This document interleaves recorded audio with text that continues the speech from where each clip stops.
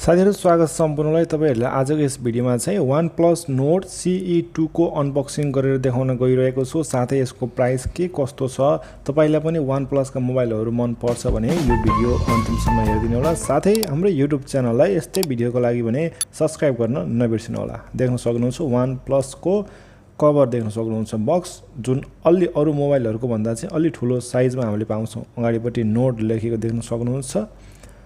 यसलाई हामी खोल्छौं। OnePlus को लोगो देख्न सकिन्छ। हामी पहिलो बक्स माथि पाउँछौं। यसमा तपाईको सिम इजेक्टर देखि लिएर अरु कभरहरु पनि राखेको हुन्छ। हेरौं है त।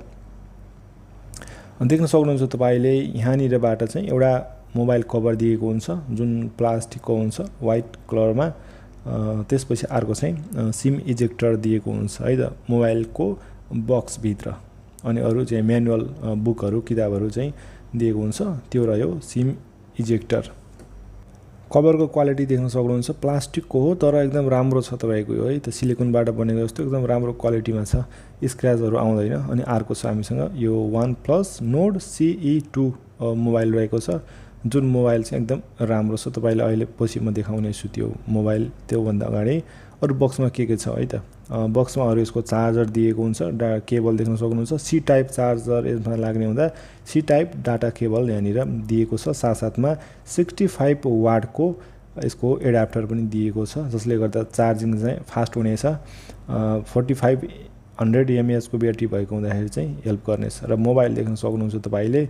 र यसको पनि हामी स्टिकर निकालौं है। प्लास्टिक निकालिसकेपछि यो साइने लुकमा तपाईले यहाँनिर देख्न सक्नुहुन्छ OnePlus Nord CE2 है त। यसको ब्याक अझ एट्र्याक्टिभ प्लस तपाईको एकदम रिफ्लेक्ट गर्ने खालको प्लस यसमा चाहिँ स्क्रैच नलाग्ने खालको चाहिँ पछाडिपटि एउटा प्लास्टिकको लेयर पनि दिएको छ है त।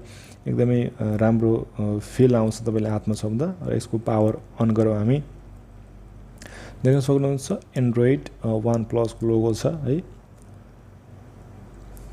मोबाइल खुलिसकेको छ। अब नयाँ मोबाइल खोल्ने बित्तिकै विभिन्न स्टेपहरु गर्नुपर्ने हुन्छ। सायद त्यो जुनसुकै मोबाइल होस् है। तपाईले विभिन्न स्टेपहरु ल्याङ्ग्वेज सिलेक्ट गर्ने देखि लिएर अरु कुराहरु हुन्छ। यो सम्पूर्ण म तपाईलाई गरेर देखाउने छु। यसको धेरै स्टेपहरु कम्प्लिट गरिसकेको छु मैले है। यसको फिंगरप्रिन्ट राख्न भनेको छ है। यसको स्क्रिनमा चाहिँ तपाईको फिंगरप्रिन्ट हुने हुँदाखेरि चाहिँ राखेको छु। त्यसपछि अब यो अबाउट फोन सेक्सनमा गएर यो फोन कति जिबी र्याम हो, कति जिबी चाहिँ मेमोरी छ, के छ त यसको बारेमा तपाईलाई मैले देखाउने छु। र्याम भेरिएसन अनुसार चाहिँ प्राइस फरक पर्न जान्छ। अहिले तपाईलाई म विस्तृतमा प्राइसको बारेमा देखाउने छु। देख्न सक्नुहुन्छ जुम गरेर देखाउँछु तपाईलाई। 8 जिबी र्याम 128 जिबी चाहिँ रोम अर्थात यसको इन्टरनल मेमोरी रहेको छ 8 128 को। प्लस अहिले यसमा एन्ड्रोइड 11 छ यो अपडेटेड पनि।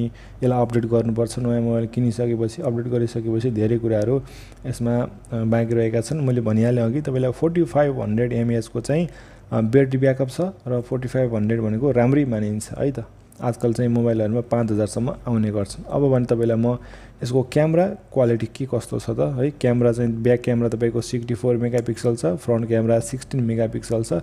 र OnePlus एउटा क्यामेरा क्वालिटीको लागि पनि धेरै एकदमै पपुल्यारिटी कमाएको मोबाइलमा काउन्ट गरिन्छ है। तपाईको क्यामेरा क्वालिटी यसले एकदमै राम्रो चाहिँ गर्ने गर्छ OnePlus ले है त। तपाई युजर हुनुहुन्छ भने OnePlus को क्यामेरा क्वालिटी तपाईलाई थाहा हुन्छ। तपाईलाई मैले ब्याकको फेरि पनि देखाए हेर्न सक्नुहुन्छ। एकदमै सोलिड है। ट्रान्सप्यारेन्ट पनि छ हल्का। पछाडिपटि एउटा लेयर दिएको छ तपाईको देख्न सक्नुहुन्छ।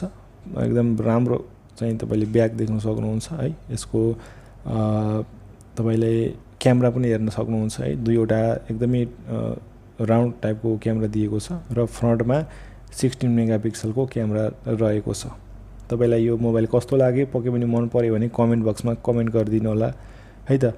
देख्न सक्नुहुन्छ तपाईहरुले।